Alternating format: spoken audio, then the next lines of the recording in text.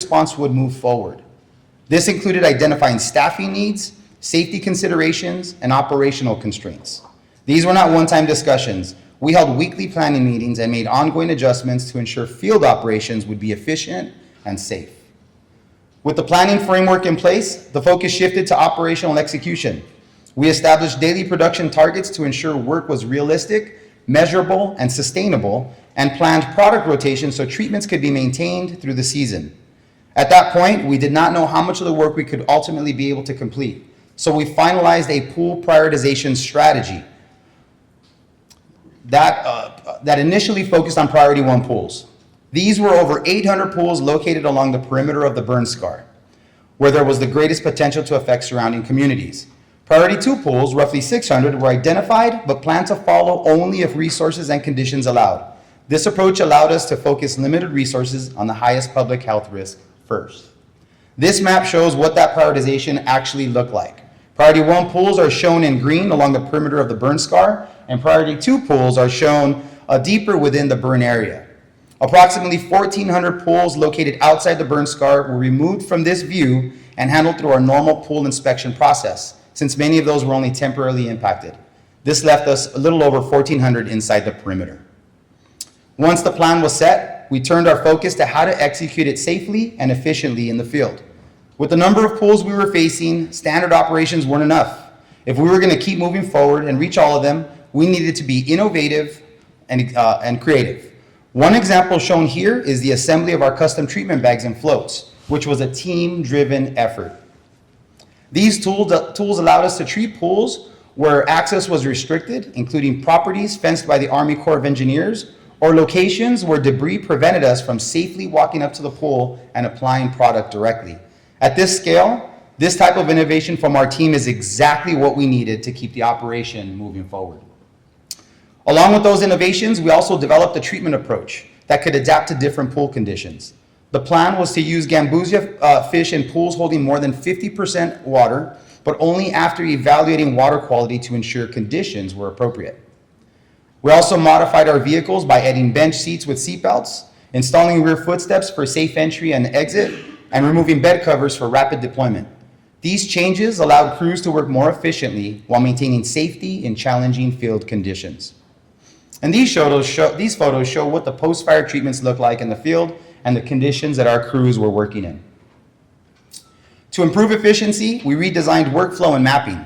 Mapping tools and routing were prepared for rapid, high-volume treatments, and crews were configured so the driver remained in the vehicle for navigation, data entry, and safety, while 2 staff completed applications in the field. This approach reduced time per stop, improved safety in unstable environments, increased daily production, and reduced the number of Tyvek suits used. Important, because each suit worn in the burn area required either changing before re-entering the vehicle or a complete full end-of-day truck decontamination. With workflow and mapping in place, we moved into field operations. The first round of treatments using natural RXRT began on March 31st. On April 8th, the Greater Los Angeles County Vector Control District provided mutual aid support, which combined with teamwork and innovation from our staff, helped maintain momentum as operations scaled up and allowed us to complete the first round by June 12th, addressing more than 1,400 pools. Reaching that completion date meant all pools within the burn scar area were treated before the start of mosquito season, a significant milestone given the scale, access challenges, and safety constraints involved. That early progress created the opportunity to move into a second round of treatments, which ran from July through late September using AltaSit XR and Gambusia, with more than 1,200 pools addressed during that phase.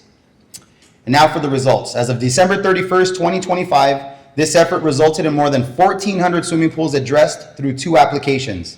The active pool inventory was reduced to approximately 1,100 pools, including 438 confirmed empty, 172 pools with Gambusia, and 442 treated with larvicide. These results reflect measurable progress in reducing long-term mosquito risk across the burn area.